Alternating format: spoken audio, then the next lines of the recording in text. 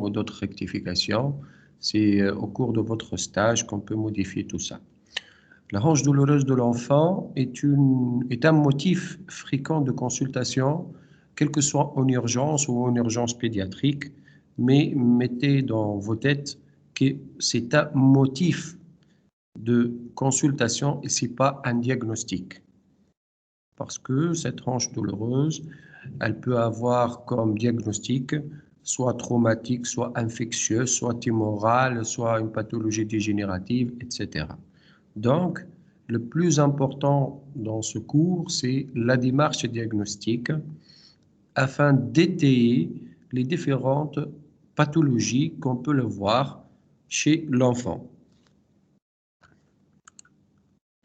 Donc, comme j'ai dit, c'est un symptôme, ce n'est pas une maladie.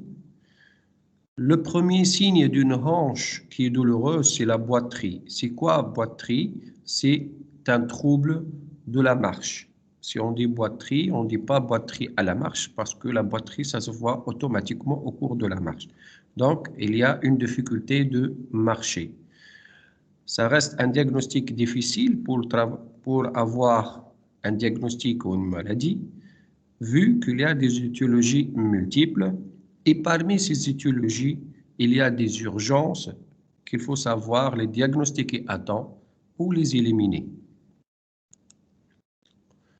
Je vous rappelle que cette hanche, c'est l'articulation entre l'extrémité supérieure du fémur et le cotyle. La particularité de cette extrémité supérieure du fémur chez l'enfant, comme vous voyez sur cette coupe d'une extrémité supérieure, qu'il existe un cartilage qu'on appelle le cartilage de croissance. C'est un cartilage entre l'épiphyse en haut et la métaphyse ou le col fémoral en bas. La particularité de cette extrémité supérieure du fémur, que cette tête fémorale, qui est séparée de la métaphyse par le cartilage de conjugaison et de vascularisation de type terminal. Elle est associée, elle est généralement, cette vascularisation est due à l'artère circonflexe postérieure.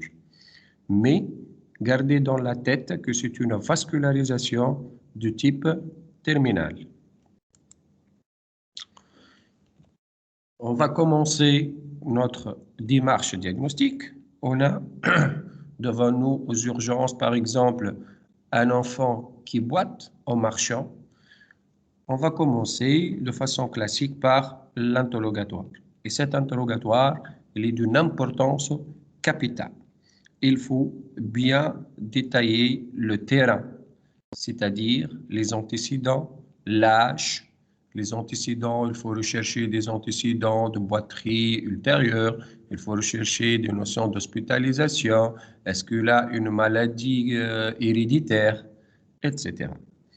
Deuxième point qui est très important, ce sont les circonstances de découverte, c'est-à-dire comment les parents ont pu remarquer cette boiterie. Est-ce qu'elle est due à la douleur?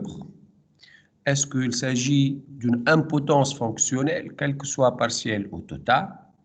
Est-ce qu'elle est associée à une fièvre? Cette boiterie, est-ce elle fait suite à un traumatisme?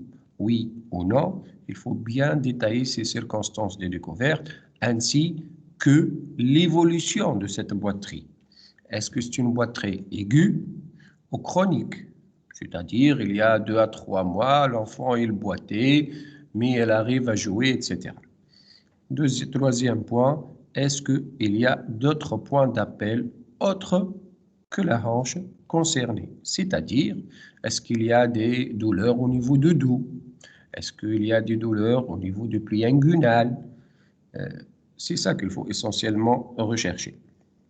L'examen physique, il est composé de 2 volets. Un examen orthopédique et un examen général.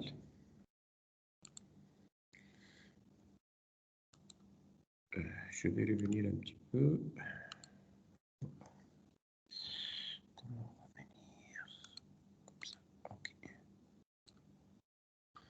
Pour l'examen orthopédique, vous avez déjà une idée sur cet examen orthopédique au niveau de la sémiologie.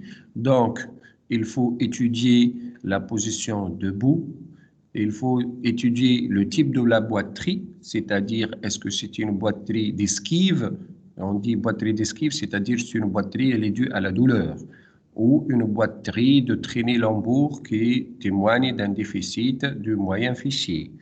Deuxième point de cet examen orthopédique, est-ce que l'enfant il peut s'accroupir? Est-ce qu'il a un appui monopodal ou bipodal qui est stable? Troisième point, c'est étudier la mobilité de cette hanche. Premièrement, est-ce que c'est une mobilité qui est douloureuse ou non douloureuse? Est-ce qu'il s'agit d'une limitation des rotations internes et externes, une limitation de la flexion, de l'abduction, de l'adduction? Troisième point, c'est cette boiterie, elle est associée, oui ou non, à une atrophie musculaire, surtout une atrophie du quadriceps qui témoigne là de la chronicité de cette douleur. On termine l'examen général par un examen, il doit noter aussi le poids du patient, sa taille pour calculer la BMI. Est-ce qu'il s'agit d'un enfant qui est obèse ou maigre? Est-ce qu'il y a le stade de la puberté, si on est devant un enfant qui est en âge de l'adolescence? Examiner la totalité de la schiste, des restes de membres, et comme vous savez, un examen cardiovasculaire et abdominal qui est systématique. Les points forts. Une boiterie ne témoigne pas obligatoirement d'une douleur de la hanche. C'est pour cela que je vous dis qu'il faut examiner de façon systématique le rachis et le genou. La douleur de la hanche peut être due à une pathologie générale ou à une affection localisée à la hanche. C'est-à-dire, il y a des manifestations générales comme, je dis par exemple, un lupus chez un enfant qui peut donner des douleurs au niveau des articulations, en particulier au niveau de la hanche, et là c'est une affection générale. Comme une fracture au niveau du col du fémur chez l'enfant, là c'est une pathologie qui est localisée à la hanche. Une pathologie de la hanche, elle peut se manifester par des douleurs du genou, c'est-à-dire ce sont ce qu'on appelle les douleurs projetées. Ces douleurs, l'enfant, il vient pour des douleurs du genou, mais en examinant bien l'enfant, on détermine que la cause, elle est au niveau de la hanche. Et là, cette manifestation, elle est due au filet nerveux qui passe devant l'articulation de la hanche en descendant vers le genou. L'examen clinique doit comporter un examen de la totalité du membre inférieur et du rachis. J'espère que j'ai bien précisé qu'il faut aller examiner le rachis et le genou devant toute hanche douloureuse. Les signes d'alerte. Pourquoi on va parler des signes d'alerte? Comme j'ai dit, il y a une multitude de diagnostics. Parmi eux, il y a des urgences. Il ne faut pas passer à côté des urgences devant une boiterie qui est due à une douleur de la hanche. Les signes d'alerte sont la fièvre, et là, si on va dire fièvre, grosso modo, on va parler d'une pathologie infectieuse. Une altération de l'état général. Encore, on peut le voir devant une pathologie infectieuse comme devant une pathologie tumorale. Une douleur persistante et ou intense avec une impotence fonctionnelle absolue, c'est-à-dire une impotence fonctionnelle totale. Et là, c'est un signe d'alarme qu'on est devant quelque chose qui est grave. Le quatrième signe, c'est la constatation d'un gonflement articulaire ou d'une voussure localisée. Et là, on est soit devant la pathologie septique ou la pathologie tumorale. Ces signes, l'existence d'un ou plusieurs signes, il s'agit là devant une urgence diagnostique et thérapeutique.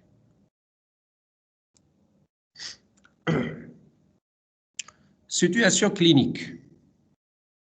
On est devant soit une atteinte extra-articulaire. Donc, l'enfant, il souffre de sa hanche. Cette pathologie, elle peut être au niveau de l'articulation, donc entre les deux pièces osseuses, ou parfois on est devant une atteinte extra-articulaire, c'est-à-dire musculaire, neurologique, etc. Ou on est devant un doute, on ne peut pas trancher qu'il s'agit d'une extra-articulaire ou d'une atteinte articulaire évidente. Donc, on va rester de façon algorithmique. On va diviser les étiologies en 3. Les très urgents ou les urgences différées, soit par des groupes d'étiologies, soit par tranche d'âge. Personnellement, j'aime beaucoup cette division parce qu'on va mettre l'accent sur les pathologies urgentes, donc on doit agir de façon rapide. Selon les groupes d'étiologie ou la tranche d'âge, on va les voir. Pathologie infectieuse, c'est très urgent. Tumeur, c'est urgent. Les maladies inflammatoires, par exemple, un enfant de 12 ans qui vient pour des douleurs chroniques de sa hanche. Douleurs chroniques, enfant de 12 ans, bon, il ne s'agit pas d'urgence immédiate, mais il faut aller chercher une pathologie inflammatoire. Et ça reste aussi les pathologies hématologiques, comme chez les hémophiles. Ces 4 diagnostics, on peut les voir à tout âge, c'est-à-dire dès la naissance jusqu'à l'adolescence, jusqu'à la fin de la puberté. Ça, on ne va plus parler parce que ce sont des urgences, surtout infectieuses et tumorales. On va s'intéresser à des pathologies qu'on va aller voir selon la tranche d'âge. On va commencer chez l'adolescent. On va parler de ce qu'on appelle l'épiphysiolyse fémorale supérieure. Comme vous voyez sur la photo en haut et à droite, vous avez l'épiphyse qui est représentée essentiellement par la tête fémorale, le cartilage de conjugaison, le col et la capsule. C'est quoi cette épiphysiolyse? Comme vous voyez sur la photo en bas et à droite, c'est un glissement, c'est un déplacement de cette tête fémorale par rapport au col. On va revenir à cette définition. Vous voyez l'épiphyse fémorale supérieure, le cartilage de croissance, le col du fémur. Et si on va donner une définition maintenant complète de cette épiphysiolyse fémorale supérieure, on va dire que c'est un déplacement de l'épiphyse fémorale supérieure par rapport au col du fémur à travers le cartilage de croissance. C'est ça la définition d'une épiphysiolyse fémorale supérieure. Je vais la répéter. C'est un déplacement de l'épiphyse fémorale supérieure par rapport au col du fémur à travers le cartilage de croissance. Pathogénie de cette maladie, on a des facteurs mécaniques et on a aussi des facteurs hormonaux. Les facteurs hormonaux ils vont donner une fragilité au niveau de ce cartilage de conjugaison. Les facteurs mécaniques, ils vont augmenter les contraintes sur ce cartilage de conjugaison et on va avoir une résultante qui est un glissement de cette épiphyse fémorale supérieure. Ce déplacement, on va le définir en 3D. Pour le déplacement, il se voit sur la face qu'on appelle un glissement, c'est-à-dire l'épiphyse, elle va glisser en bas. Et vous voyez sur la photo en haut et à gauche comment cette épiphyse, elle va glisser en bas à travers ce cartilage de conjugaison. Là, c'est un glissement. Ce glissement, on va l'objectiver sur une radiographie de bassin de face. La deuxième composante de ce déplacement, c'est la bascule. Et cette bascule, on va la voir sur une radiographie de hanche de profil. Je vais définir cette incidence après. Donc, le déplacement de l'épiphyse fémorale supérieure, elle se fait par un glissement en bas de l'épiphyse et une bascule de cette dernière par rapport au col des fémurs. Cliniquement, qu'est-ce qu'on a? On a deux formes généralement.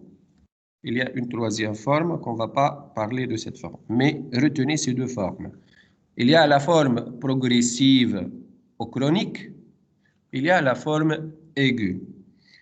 Comment on va trancher entre ces deux formes? Il y a tout d'abord l'interrogatoire.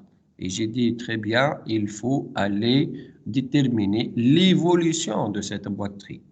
Une boiterie depuis 1 mois à 2-3 mois, c'est une forme progressive. Mais si cette boiterie elle est due à une épiphysiolyse fémorale supérieure aiguë, c'est-à-dire c'est dans les 24 heures maximum. Du point de vue clinique, généralement, on voit cette épiphysiolyse fémorale supérieure chez un adolescent. Généralement, je dis bien généralement, de sexe masculin.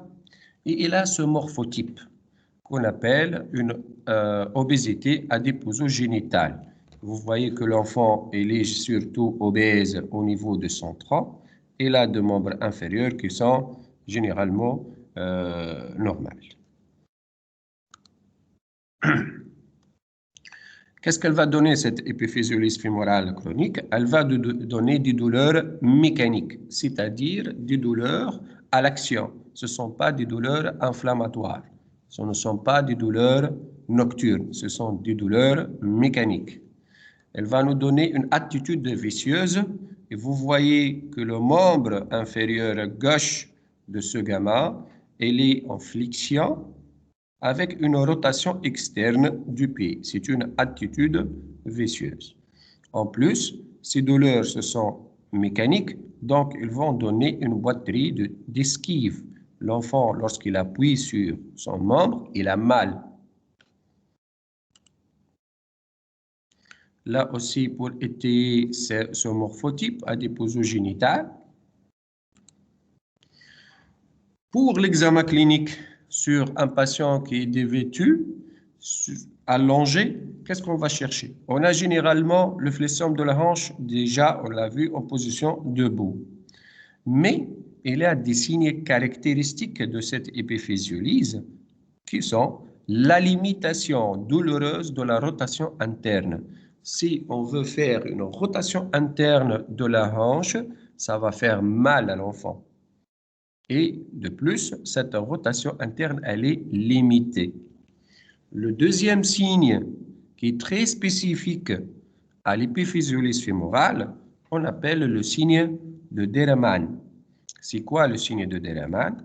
On va prendre gentiment le membre atteint, on va essayer de faire une flexion douce de la hanche. En faisant cette flexion douce, on va constater que le membre, il part en rotation externe de façon automatique. Je vais vous expliquer encore. Et là, c'est le signe de Deraman sur la photo. Et là, vous voyez que la flexion de la hanche, elle a donné une rotation externe.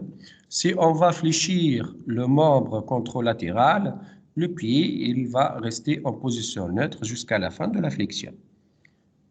Du côté droit, en amenant la flexion de la hanche, et vous regardez que le membre se met automatiquement en rotation externe.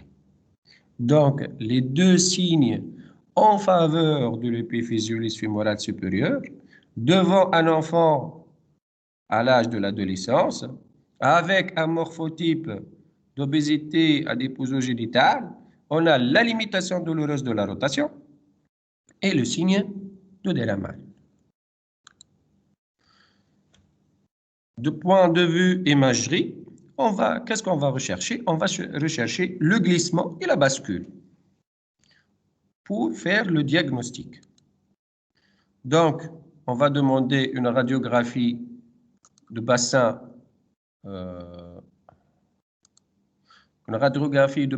de face. On doit systématiquement avoir les deux hanches en même temps sur la radiographie. On va un peu la détailler, cette radiographie du bassin de face. Je vous dis dès maintenant que le côté droit est normal et le côté gauche, il est anormal. Le côté droit, on a une épiphyse qui est sphérique et cette épiphyse, elle surmonte très bien le cartilage de conjugaison. Par contre, du côté gauche, là où il y a l'atteinte, vous voyez que l'épiphyse, elle a la forme généralement d'un croissant, elle est un peu atrophique. Vous voyez que le cartilage de conjugaison, il est plus clair que du côté normal. Donc, il y a quelque chose qui cloche à ce niveau-là. Sur la radiographie de profil, on demande généralement une radiographie de profil de Lowenstein, de deux côtés. Profil de Lowenstein. Ce profil, il va nous donner la bascule après. Donc, revenons à cette radiographie de bassin de face.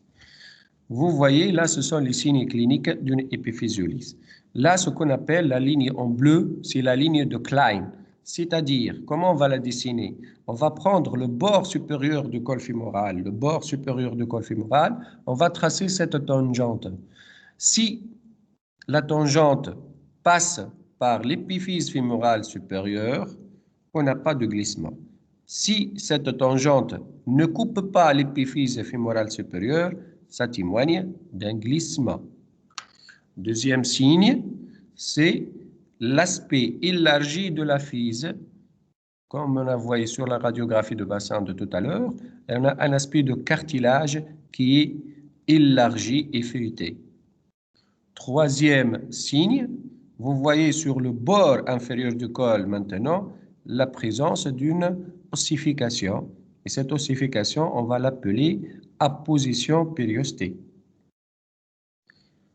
Le quatrième signe sur la radiographie de face, vous voyez que la physe fémorale dépasse le col. On appelle ça un décrochage du bord inférieur du col de fémur. Retenez ces quatre signes, on peut les déterminer tout en regardant une radiographie de bassin de face bien faite. La ligne de Klein, qui témoigne de glissement, un aspect pathologique de cartilage de conjugaison avec un aspect feuilleté et élargi, présence d'apposition périostée et un décrochage du bord inférieur du col. Est-ce que c'est clair jusqu'à maintenant? Est-ce qu'il y a des questions jusqu'à maintenant? Je continue. Là, je vais vous montrer comment déterminer cette bascule. Je vais répéter cette diaporama. Donc, on va faire la bissectrice, c'est pas la bissectrice, on va tracer le milieu de ce cartilage de conjugaison et on va passer l'axe de col de fémur. C'est l'axe au niveau du milieu. Après, on va dessiner la ligne noire épaisse.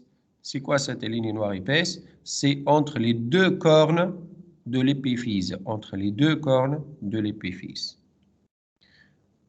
Au niveau de cette intersection, on va tracer la perpendiculaire à cette ligne noire.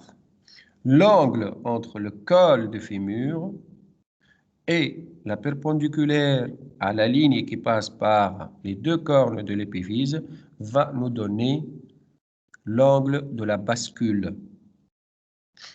Je vais répéter pour vous voir, pour que vous maîtrisez ça. Hop. L'axe du col, la ligne entre les deux cornes, la perpendiculaire, et hop, je trace la bascule.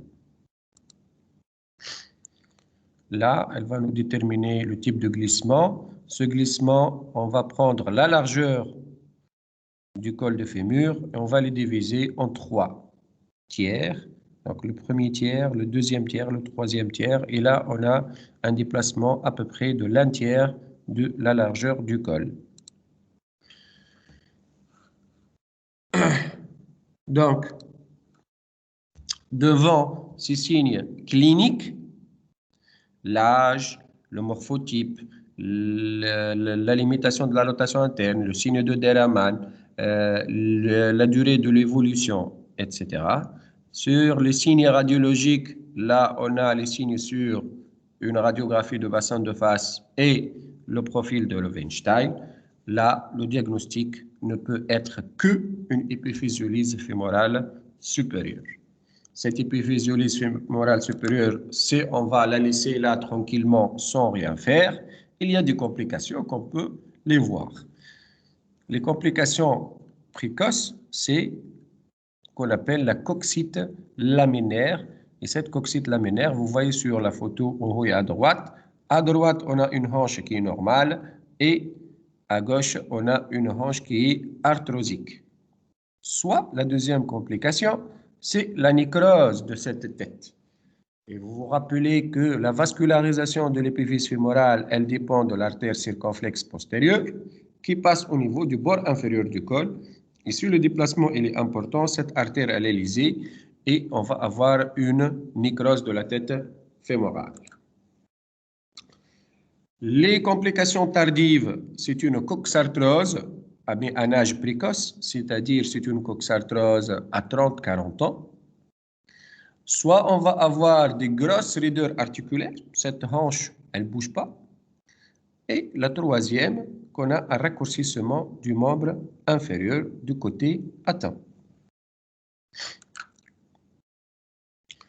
Il s'agit, devant cette épiphysiolyse fémorale, d'une urgence chirurgicale. L'objectif de cette urgence, c'est de fixer cette épiphyse au col du fémur. Il faut arrêter ce déplacement, empêcher la poursuite du glissement et de la bascule de la tête. Le traitement pour les formes aiguës, si on a une forme aiguë, il faut avoir une réduction orthopédique douce sous anesthésie générale. On va tracter un petit peu le membre pour réduire ce déplacement. Il y a des manœuvres, mais on ne va pas les détailler. Et après, on va mettre une vis. Les formes progressives, ça dépend du stade. Il y a des formes qu'il faut aller visser. Il y a des formes qu'il faut aller aborder la hanche. Mais généralement, le traitement se fait chirurgical par deux méthodes. La première, qui est la plus utilisée, c'est la fixation in situ. C'est-à-dire, on va fixer l'épiphyse au col dans la position où on a trouvé ce glissement. On ne va pas réduire, on va fixer tel qu'il est. C'est pour les formes de début peu ou moyennement déplacées. C'est un vissage qui doit rester en extra-articulaire. Si maintenant le déplacement il est important, on va faire une reposition sanglante, c'est-à-dire on va aborder la hanche, une arthrotomie intra-articulaire, des ostéotomies du col et il y a beaucoup de techniques. Mais gardez dans votre tête que le traitement est une urgence. Au moins, il faut aller fixer in situ pour arrêter la bascule et le glissement, pour ne pas arriver aux complications déjà citées. Vous voyez là, c'est une radiographie d'un vissage in situ. C'est la même radiographie de bassin que j'ai montré tout à l'heure. On a fixé par une vis qui part de la corticale externe de la diaphyse fémorale jusqu'à l'épiphyse. Il ne faut pas que cette vis passe au niveau de l'articulation. Elle doit rester au niveau de l'épiphyse. Là, c'est un vissage du col sans réduction. On a la bascule, on a tout. On a juste fixé cette épiphyse. Là, c'est la technique de repositionnement chirurgical, c'est-à-dire nécessitant une réduction sanglante. Donc, on va ouvrir la hanche On va repositionner l'épiphyse et on va fixer.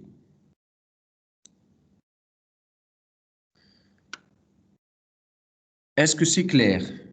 Je vais passer à une autre pathologie. Est-ce que c'est clair?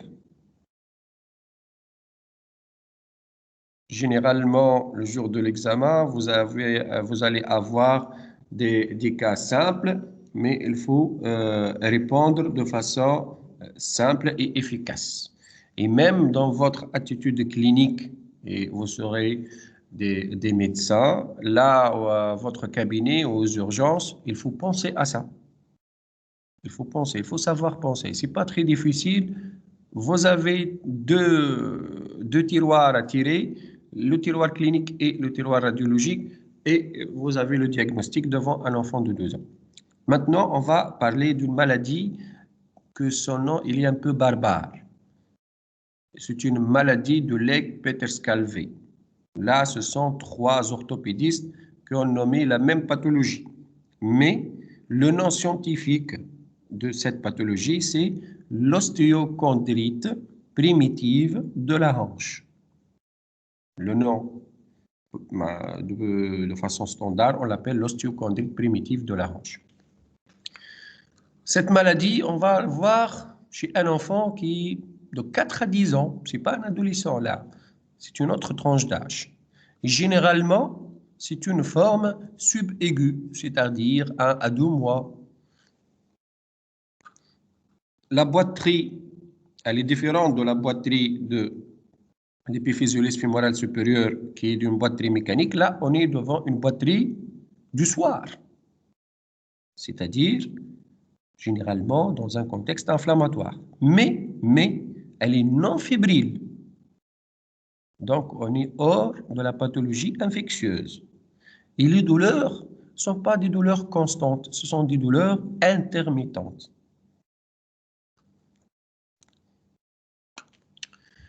Cette ostéochondrite, elle passe par 4 phases. En fait, quand cette ostéochondrite, c'est une sorte de nécrose de la physe fémorale. C'est une nécrose de l'épiphyse fémorale. Généralement, elle passe par 3 stades. Le premier stade, c'est entre 3 à 6 mois, où on va voir une épiphyse fémorale supérieure qui est condensée et aplatie. Le deuxième stade, c'est à 10 mois, généralement, on peut avoir une fragmentation de l'épiphyse fémorale supérieure. Le troisième stade, c'est une sorte de reconstruction. Cette épiphyse, elle va se reconstruire. Et le quatrième stade, c'est un stade là à un âge adulte, ce sont les déformations ou les séquelles.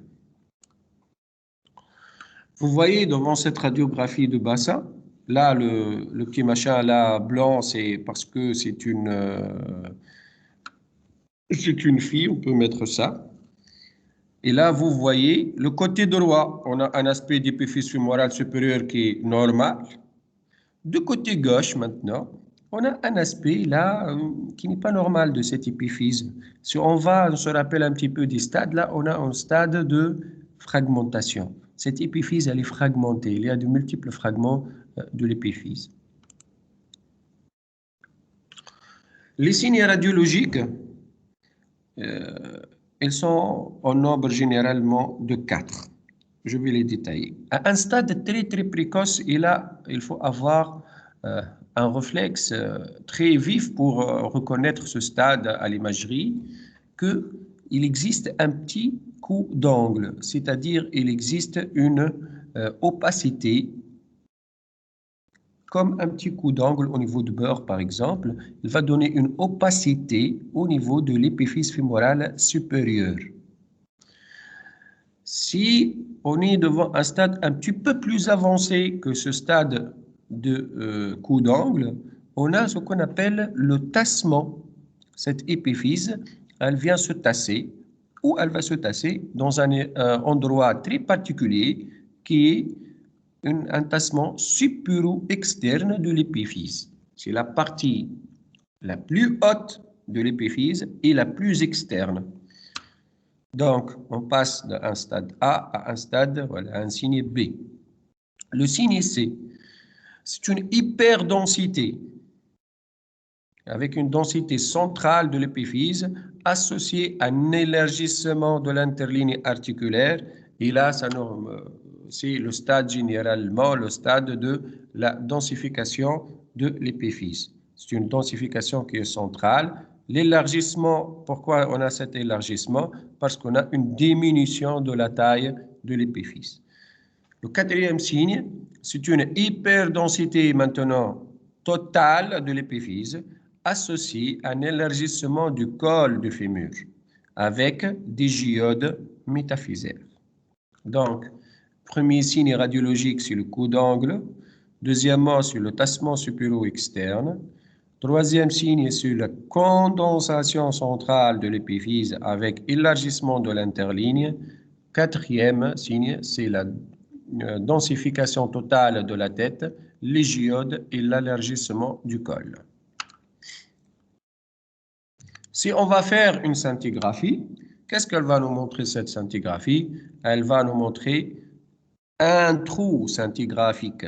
Pourquoi ce trou? Parce qu'il y a de la nécrose au niveau de l'épiphyse. On n'a pas de sang qui va arriver à cette zone, donc le produit scintigraphique ne va pas flasher à cette zone.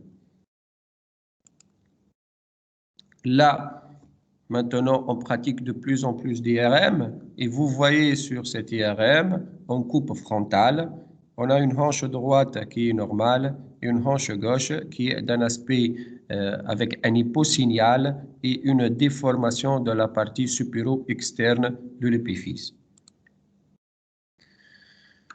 Et vous voyez que cette maladie, elle peut avoir des complications qui laissent des séquelles graves.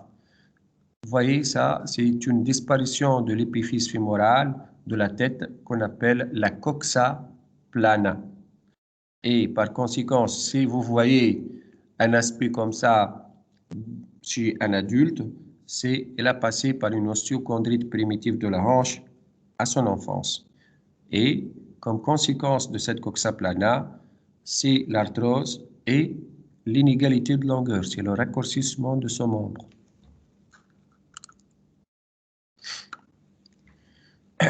Il y a un monsieur qui a fait une classification de cette ostéochondrite, c'est monsieur Catteral.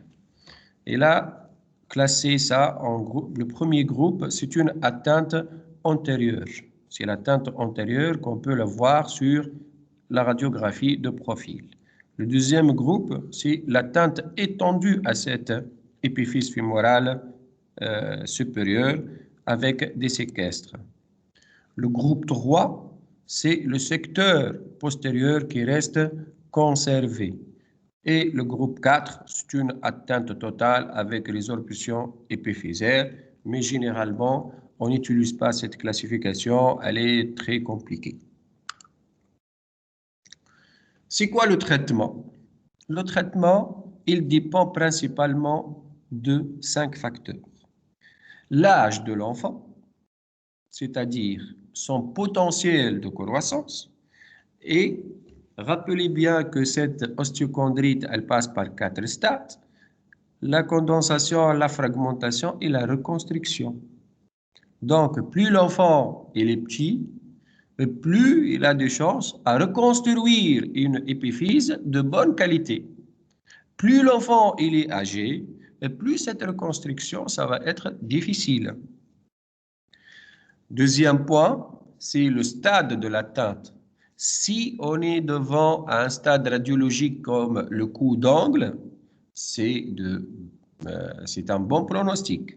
Mais si on est devant une condensation totale de l'épiphyse, élargissement du col et cygiodes, là, le pronostic n'est pas très bien. Troisième point, et un point clé, c'est la raideur articulaire. Cette hanche, elle est raide ou non? Si elle n'est pas raide, elle reste souple, on est devant une ostéochondrite de bon pronostic.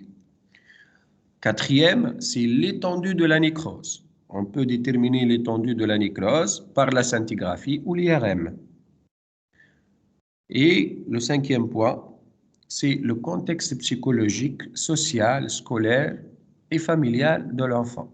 Si la famille, elle peut prendre en charge ce patient parce que le traitement, il est lent, il nécessite un appareillage qui est coûteux, on est devant une forme d'ostéochondrite qu'on peut régler. Mais si le contexte social et économique de la famille ne permet pas une bonne prise en charge, ça complique les choses. L'objectif de notre traitement, c'est quoi? C'est premièrement guider la cicatrisation. On va guider cette ostéochondrite jusqu'au stade de reconstruction. On va laisser la nature faire les choses, mais dans les bonnes conditions. Pourquoi? Pour avoir une tête peu déformée et centrée.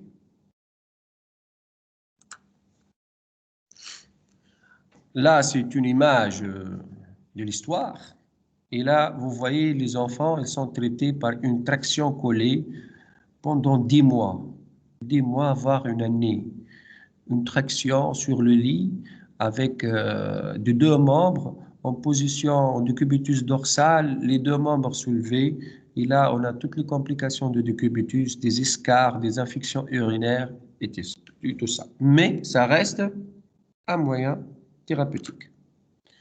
Maintenant, on a ce qu'on appelle ces orthèses. Là, c'est une orthèse type Bermuda. Et là, qu'est-ce qu'on a fait?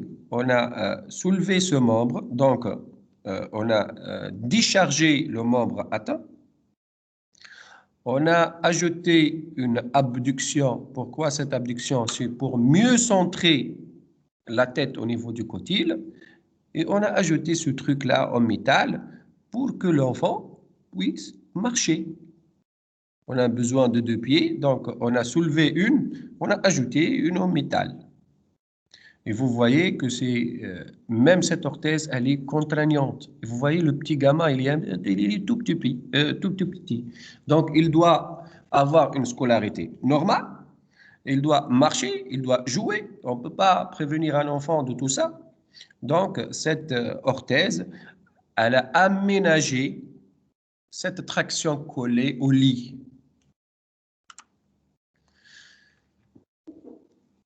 Je vais passer au troisième diagnostic qu'on va vite fait, c'est la synovite aiguë. Et ça, j'aime pas trop parler de ce diagnostic parce que c'est le diagnostic d'élimination. Hein. Il ne faut pas penser à ça devant tout enfant. Synovite aiguë, ce qu'on appelle rhume de la hanche. Là, c'est une boiterie de matin. On le voit chez un enfant de 2-3 ans. C'est une boiterie non fébrile. Et généralement, elle fait suite à une infection oropharyngée il y a 15 jours. Mais mettez dans votre tête que cette synovite aiguë, c'est un diagnostic d'élimination. Il ne faut pas le poser à tort et à travers. Hein. Il faut chercher les urgences, il faut chercher cette hyperphysiolyse, il faut chercher une pathologie témorale. Si on n'a rien devant un enfant de 2 à 3 ans, suite à une infection oropharyngée il y a 15 jours, il faut penser à cette synovite aiguë devant la boiterie matinale, un contexte non fébrile et généralement on va demander une échographie et cette échographie elle va montrer un épaississement de la synoviale et vous voyez que cette radiographie elle est normale, une radiographie qui est normale et à l'échographie il y a un épaississement synovial. Donc, en conclusion, douleur plus fièvre, c'est une ostéoarthrite. Et déjà, vous avez un cours sur les arthrites septiques, même sur les arthrites septiques de la hanche. Douleur sans fièvre plus adolescent, c'est une épiphysiolyse fémorale supérieure. Les autres diagnostics traumatiques tumorales, ça reste aussi dans notre objectif. On peut les voir sur les radiographies, on peut les voir dans le contexte d'altération de l'état général. Et la rhume de la hanche ou la synovite aiguë, ça reste un diagnostic d'élimination. Est-ce qu'il y a des questions?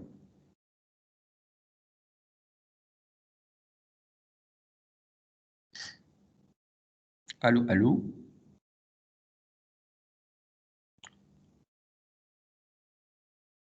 Est-ce qu'il y a des questions? C'est clair.